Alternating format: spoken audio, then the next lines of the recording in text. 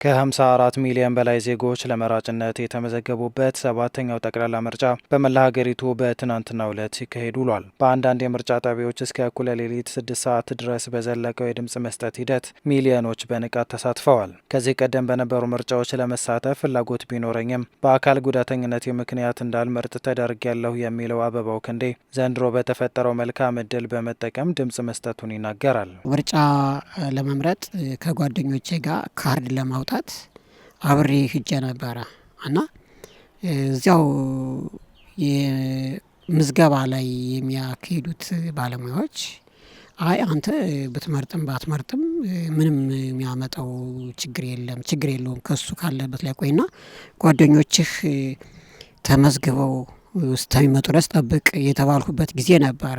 በዚያን የተነስ ብዙን ጊዜ እንደዚሁ ያለ መድረክ እድል አግኝቼ የተሳተፉበት ሁኔታ የለም ነበረ።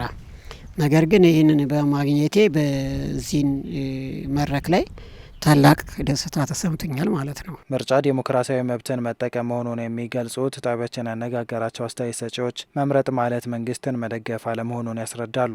የሚከሰቱ ችግሮችን መፍታት የሚቻለው በህዝብ የተመረጠ መንግስት ሲኖር በመሆኑ ምርጫ ለጽኑ ሀገረ መንግስት ግንባታ መሰረት መሆኑን ተናግረዋል። ምርጫ ዘመናዊነት ነው። ተቃውመህም መምረጥ ትችላለህ፣ ደግፈህም መምረጥ ትችላለህ። ስለ ደገፍክ ብቻ አይደለም የምትመርጠው። አክቹአሊ ከተቃወምከውም መንግስትን መቃወምህን መግለጽ ያለብህ የመግለጫ አንዱ መድረክ ነው ምርጫ ማለት። ስለዚህ ወጣቱ መቃወም ማለት ወይ መደገፍ ማለት በምርጫ በተሰጠህ እድል ተጠቅመህ መጣልም ማንሳትም ትችላለህ። ያንን እድል መጠቀም መቻል ማለት መንግስትን መደገፍ አይደለም ወይ ደግሞ መንግስትን መቃወም አይደለም። የፈለከውን የምትወስነውን ማድረግ የምትችለውን አቅምን የምትጠቀምበት አንዱ የስልጣኔ መንገድ ነው ብዬ ነው ማለት። አንዳንድ ችግሮች እንዳሉ እናውቃለን። ያ ችግሮች የሚፈታ ደግሞ በህዝብ የመረጠ መንግስት ብቻ ነው መፍታት የሚችለው።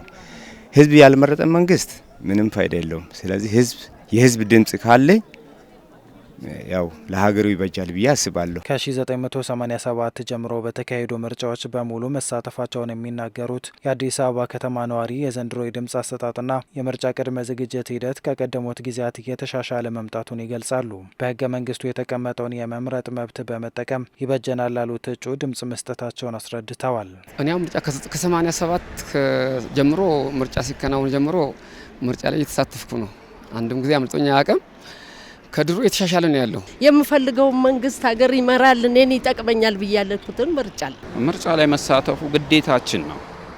ለምን ያለ ምርጫ ምንም ነገር አይሆንም። ልክ እኛ እንመርጣለን፣ የምንፈልገውን መርጠን ከዚህ በኋላ ያለውን ደግሞ ልማቱንም ለማስቀጠል በሙሉ ሞራል ምርጫ መኖሩ በጣም ደስተኞች ነን። ሀገራት የራሳቸውን ጠንካራ መንግስት ለመመስረት ምርጫ አስፈላጊ ከመሆኑን ባሻገር የመንግስት ቅቡልነት የሚረጋገጠው በምርጫ ስለመሆኑ ይታመናል። የአንድ ሰው ድምጽ ጭምር ዋጋ የሚሰጠው መሆኑን በማንሳት ምርጫ የማካሄድ ልምምድ ተገቢና አስፈላጊ መሆኑን ገልጸዋል። ምርጫ ግዴታ ነው እንደ ሀገር ማለት ነው። ምክንያቱም አንድ ሀገር የራሷን መንግስት ሊኖራት የሚችለው በምርጫ መንገድ ነው።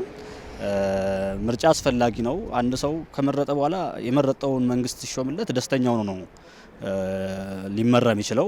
ምክንያቱም ያልመረጠውን ደግሞ አይምሮ ያላሰበበትን ዝም ብሎ የሆነ ነገር ሲሆን ደስተኛ አይሆንምና አስቦበት ግን ይሆነኛል ይመራኛል የሚለውን ሰው ቢመርጥ መልካም ነው። ምክንያቱም ያለ ምርጫ የሚካሄድ ነገር ጥሩ አይደለም፣ ተቀባይነትም አይኖረውም፣ 100% ታማኝም ሊሆን አይችልም ያ መንግስት ራሱ እና እንደ መንግስትም እንደ ሀገርም ትልቁ ነገር ምርጫ ነው።